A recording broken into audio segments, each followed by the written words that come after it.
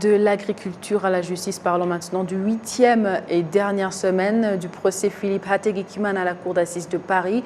Ceux qui suivent de près ce procès depuis les 10 mois derniers estiment qu'il leur a permis de mieux connaître la vérité sur l'histoire du génocide contre les Tutsis au Rwanda en 1994, même si l'accusé a récemment refusé de s'exprimer au tribunal. Jean Damascène Manéchimé pour le point. À la Cour d'assises de Paris, depuis le 10 mai dernier, se tiennent les audiences dans l'affaire Philippe Hategekimana, devenu Philippe Manier depuis sa naturalisation française. Quels sont les faits qui pèsent contre cet ancien gendarme de Nyanza au sud du Rwanda? Alain Gauthier, président du collectif des partis civils pour le Rwanda, explique.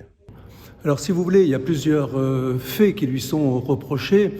Les principaux, c'est la mort de Tarsis Nyagasaza, le bourgmestre de Nyazo, sa participation au massacre sur la colline de Nyabubare et sur la colline de Nyamure, ainsi que sur un certain nombre de barrières dans Nyanza ou autour de Nyanza.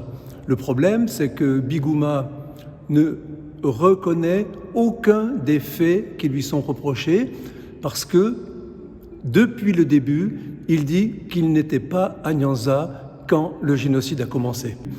Je pense que l'alibi qu'il donne ne tient pas parce que les gens l'ont vu. Il a été muté effectivement au camp Kakiru à Kigali, mais non pas le 20 ou le 21 avril, mais plutôt à la mi-mai. Donc je ne vois pas comment Biguma pourrait échapper à une condamnation. Mais comme vous le dites, ce n'est pas nous qui jugeons.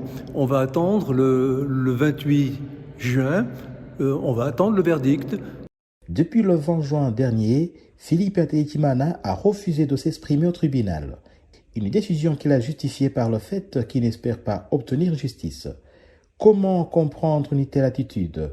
Maître André Martin Karongozi est l'un des avocats des parties civiles dans ce procès. Disons que c'est une suite logique du choix qu'il a fait de sa défense. C'est-à-dire que depuis le début, il nie pratiquement tout. Le cas le plus flagrant, c'est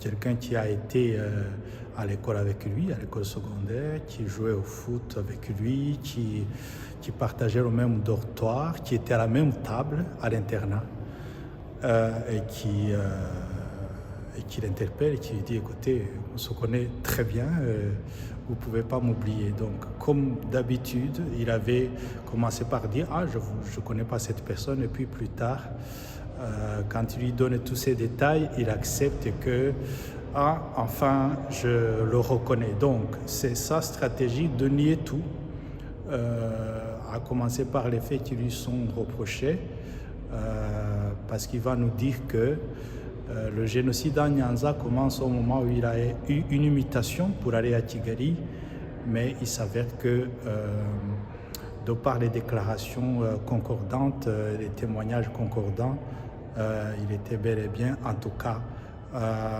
la deuxième moitié du mois d'avril était à Nyanza. Alors, donc, je vous disais, c'est une suite logique de la stratégie qu'il a adoptée. En droit pénal, quand on est accusé, on a le droit de ne pas répondre aux questions. On a le droit de ne pas s'accuser soi-même. Mais un silence complet comme ce qu'il nous a imposé, c'est plutôt rare. C'est plutôt rare, mais c'est conforme à ce qu'il a fait comme choix. Et je vous avoue que nous-mêmes, les partis civils, les avocats des partis civils, ça nous met mal à l'aise. Parce que là, nous manquons d'un répondant, d'un feedback. Il peut nier, il peut remettre tout en question, mais la décision de ne pas parler du tout est plutôt rare.